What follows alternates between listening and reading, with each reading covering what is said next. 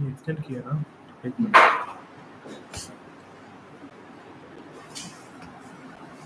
Entire screen window है शायद।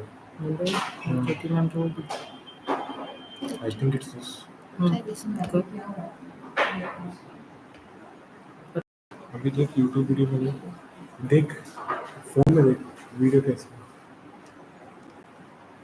नहीं वीडियो पे वैसे ही होता है, पर आपको पीपीटी चाहिए, पीपीटी एंटायर स्क्रीन शेयर करना पड़ेगा। वो आ रही है क्या, मतलब? हाँ ये ठीक है। एंटायर स्क्रीन शेयर पर फिर आपको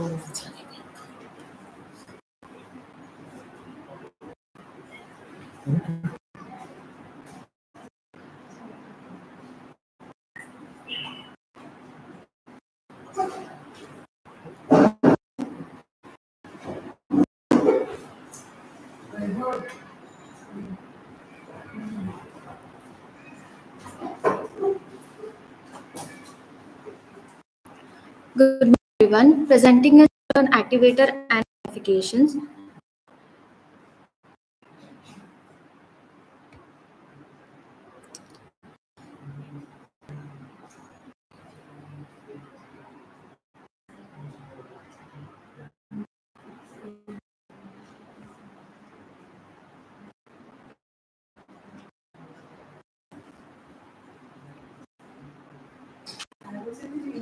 नहीं मैम।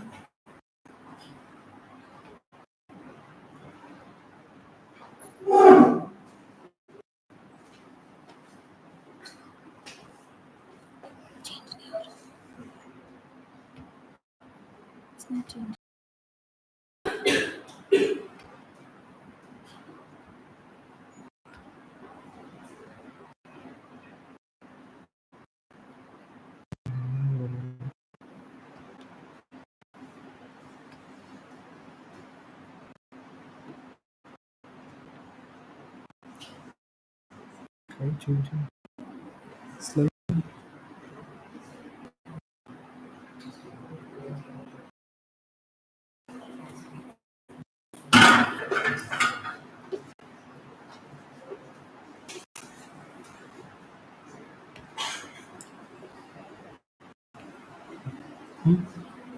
चेंज हो रही है। आई थिंक कुछ entire screen share. This screen is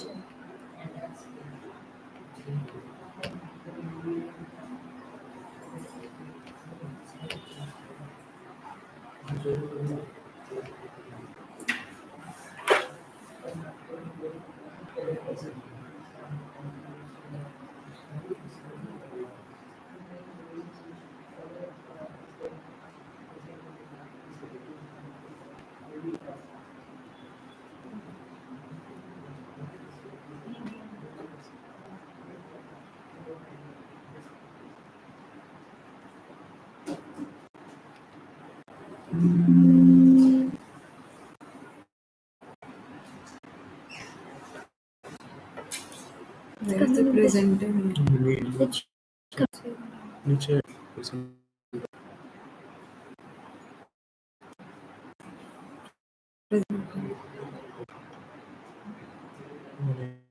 इधर एंड प्रेजेंटर मोड किया है किसी ने? वापस खोलिए।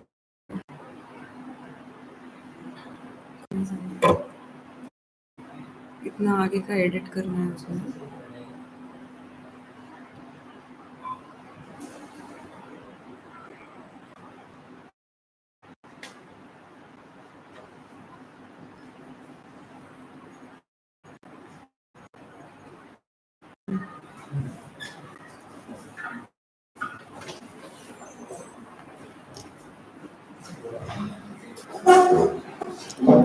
Good morning, everyone. Presenting a seminar on activator and its modifications. The seminar will be covered under the following headings.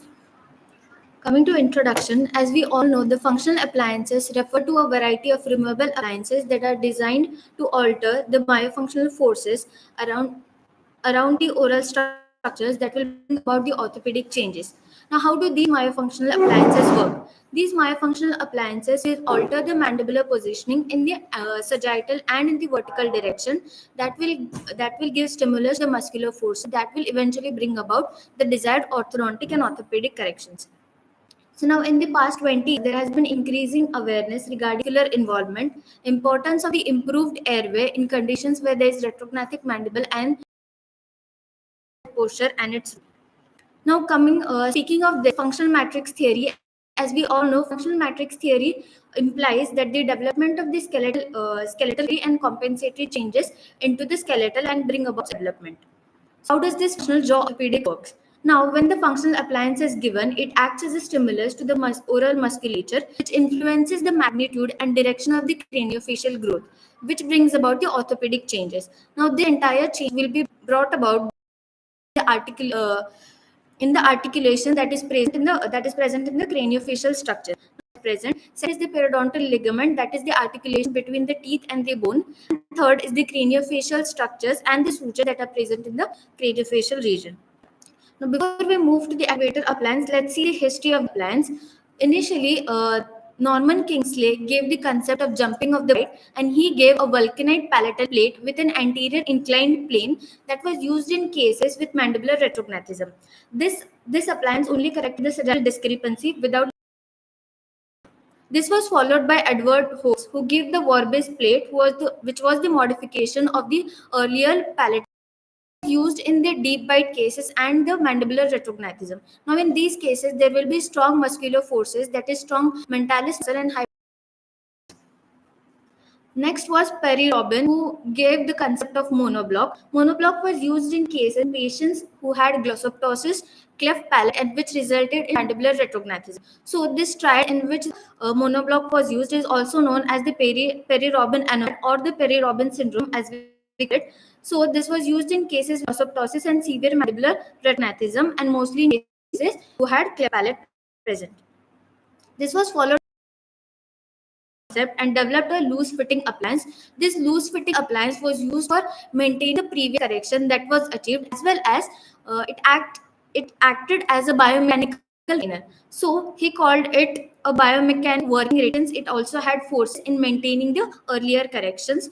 Also, he used this in patients who were on long-term summits, as he also used is in own daughter.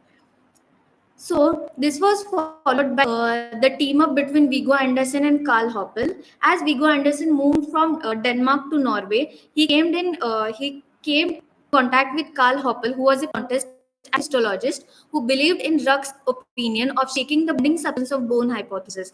According to Carl Hoppel, who believed in this concept, he considered that Andersen's appliance was a validation for this Ruck's concept, and so they teamed for the same work and developed an appliance called as Activator.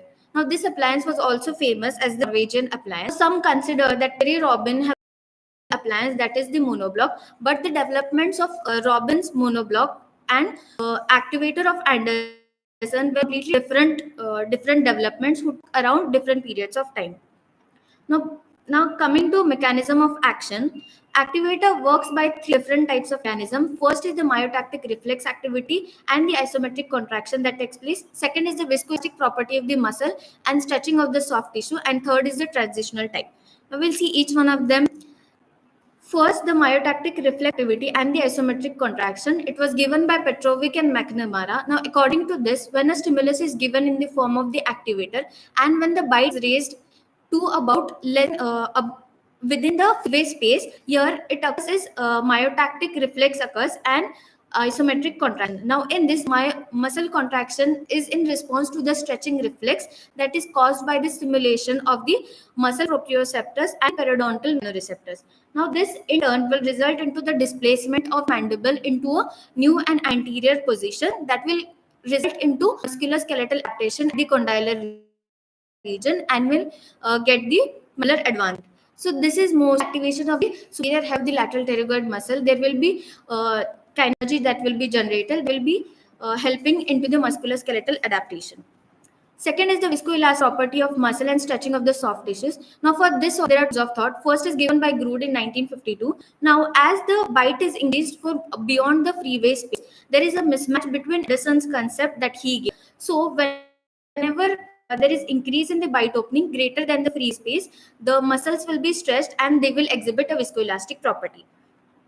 Same was advocated by Woodside in 1973. Now, according to him, also when the mandibular opening is greater than the freeway space, it is there will be overextend activator, where the bite will more than about 10-15 mm, where there will be no metactic reflex and the soft tissues will be stretching. That will result into the generation of potential energy that will result into the viscoelastic property of the muscles.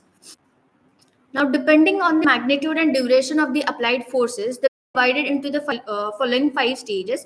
First will be the emptying of the vessels. Now, as these vessels are emptied, this fluid will be transformed into interstitial